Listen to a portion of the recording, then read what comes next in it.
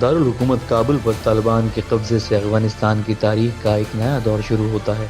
इस बार बहुत कुछ, शायद सब कुछ ही पेशगी अंदाजों और तज्जियों से हटकर साबित हुआ है। कौन कह सकता था कि गैर मुल्की अफवाज का इनखला शुरू होने के 3 माह से भी कम वक्त में तालिबान पूरे अफगानिस्तान को अपने कंट्रोल में ले लेंगे।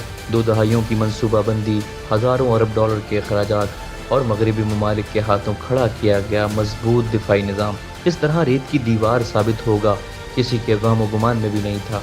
शुमाल की जानिब से उठने वाली आंधी चंद दिनों के दौरान पूरे अफगानिस्तान से इस निज़ाम का खात्मा कर देगी जो 20 सालों की मेहनत से बनाया गया था।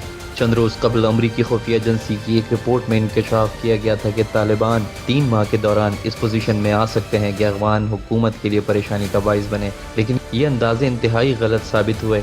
इन अंदाज़ों के गलत साबित होने से जहां अमरीका समेत मगरबी ममालिक में इंतहाई मायूसी और परेशानी पैदा हुई, वहीं हमारे पड़ोसी मुल्क भारत में भी कोहराम मचा हुआ है। भारत ने कभी भी अफगान तालिबान को तस्लीम नहीं किया और ना ही उन्होंने तालिबान के साथ ताल्लुकात कायम करने की कोशिश की। अफगानिस्तान की सरजमीन को भारत ने अफगान हुकूमत के ताउन से पाकिस्तान के खिलाफ भरपूर तरीके से इस्तेमाल किया। उन्होंने अफगानिस्तान में लाखों डॉलर की सरमायाकारी की। भारत को भी अंदाजा नहीं था कि अमरीकी और नेटो अफवाज के इनखला के बाद अफगानिस्तान में तालिबान इस कदर तेजी से कब्जा करते चले जाएंगे और महज 9 रोज़ में मुल्क की दारुल हुकूमत पर कब्जा कर लेंगे। ये तस्लीम करना पड़ेगा कि पिछली 2 दहाइयों के दौरान हिंदुस्तान अफगानिस्तान में अमरीका की तवील तरीन जंग में सबसे ज़्यादा फ़ायदा उठाने वाला मुल्क रहा है। जब 9/11 के बाद अमरीकी अफवाज ने अफगानिस्तान पर हमला किया तो पाकिस्तान की तस्वीर कुशी दहशत गर्दी की सरपरस्ती करने वाले मुआशरे के तौर पर की गई। इस बयानिए ने भारत को पाकिस्तान के खिलाफ प्रॉक्सी जंग शुरू करने के लिए अफगानिस्तान में अमरीकी मौजूदगी का फ़ायदा उठाने का मौका फराहम किया।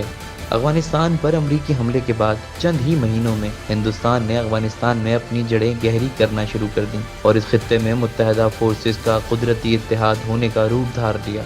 इस मॉडल ने अमरीका के मफादात को भी पूरा किया कि यहाँ एक बड़ा मुल्क भारत था जो दहशत गर्दी के खिलाफ आवाज़ बुलंद करने पर आमादा था और मुश्तरका दुश्मनों के खिलाफ अमरीका को माली, अस्करी, इंटेलिजेंस मदद फराहम करता था। इस मुआहदे को मज़ीद अपने हक में करने के लिए भारत ने अमरीका से वादा भी किया कि वो खित्ते में चीनी अज़ाइम को अदम इस्तेहकाम का शिकार और ख़राबी से दोचार करके चीन की इक़्तिसादी तरक्की को सेंट्रल एशिया तक पहुंचने से रोकेगा। इस वादे ने अमरीका को अपने बहरुल काहिल के थिएटर को इंडो पैसिफिक खित्ते का नया नाम देने पर आमादा कर दिया, जबकि हिंदुस्तान को क्वाड यानी एशियन नेटो जैसे इत्तेहाद में भी शामिल कर लिया गया। लेकिन गुज़िश्ता रोज़ तालिबान की जानिब से पूरे मुल्क के निज़ाम को अपने कंट्रोल में लेने के बाद भारत का ख्वाब रेजा रेजा हो गया है।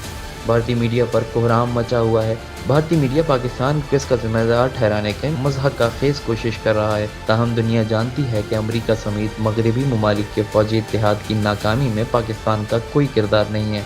पाकिस्तान एक पुरअमन अफगानिस्तान चाहता है।